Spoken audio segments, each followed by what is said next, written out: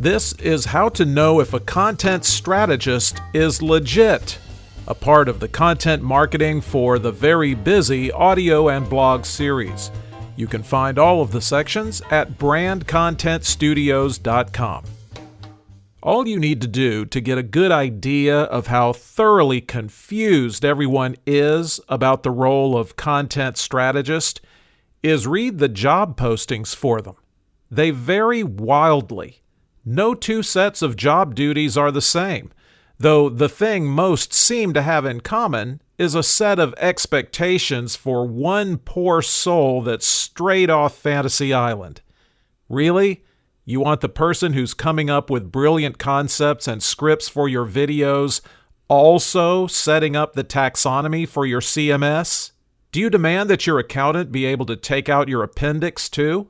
That's not to say brands don't need a content strategist who can help bring clarity to what is often content chaos, because, wow, they really do. Internal staffing usually has either no designated content leader or a thoroughly overwhelmed one who has content as part of their job.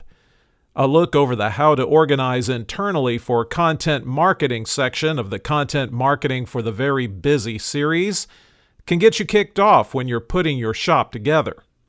But no question, a key part of that is content strategy expertise. A lot of people and agencies are calling themselves content strategists or saying they offer content strategy these days. So it'll be useful for you to know how to identify the real deals. 1. You can talk to a client who says they brought value.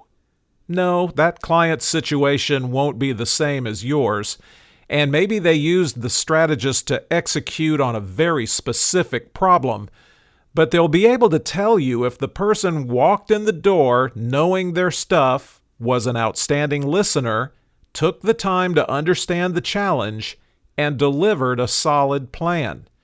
They might be able to share results, or they might have to admit the company failed on its part to follow through with the strategist's plan. It happens. But you'll at least know how professional and worthwhile the engagement was. 2. They've made stuff before that people liked.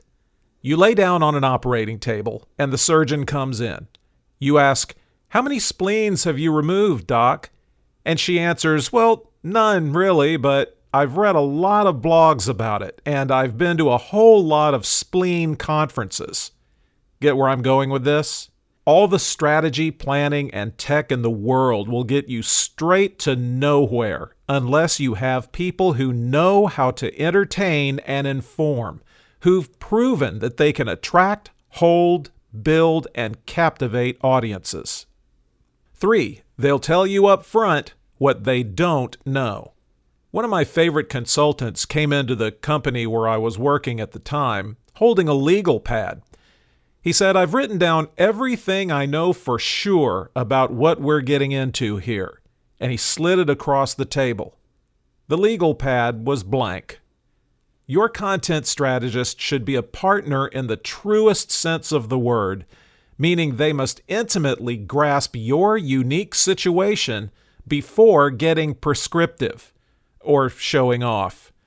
None of us know everything, and there's nothing wrong with the phrase, "I don't know, but I'll find out." 4. They'll include tech stack, testing, and analytics in the conversation. Taking that honesty about what a content strategist does and doesn't know to the next level, there's no way a strategist can be the deepest of experts in all the disciplines involved in content marketing, marketing automation, account-based marketing, influencer marketing, social media marketing, content production, it goes on. Put your unicorn dreams out to pasture.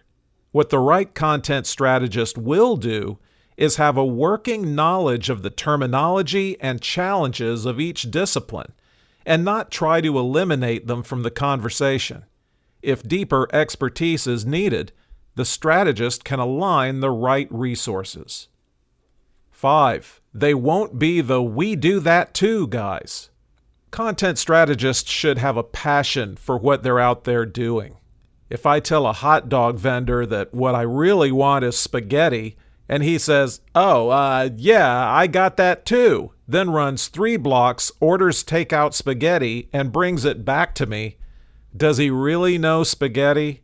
Am I getting the best spaghetti? Terrible example. No hot dog vendor I know would run 3 blocks. Good strategists should already have a fair idea of how they can best be of help. If you hear them pivoting their entire business model based on what you say during your initial meeting, proceed with caution. 6. They won't take your business if you won't let them help you.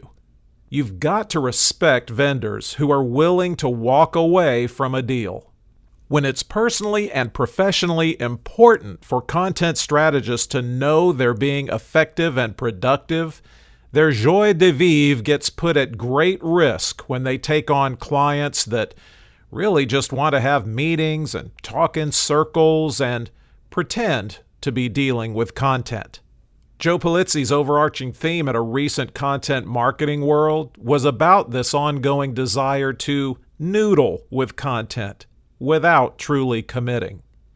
Good content strategists need to see execution and results. 7. They'll wrestle you tooth and nail to please the audience. Just like the best companies are customer-centric, the best content strategists are audience-centric. The best ones are experienced entertainers and journalists whose content had to compete to win.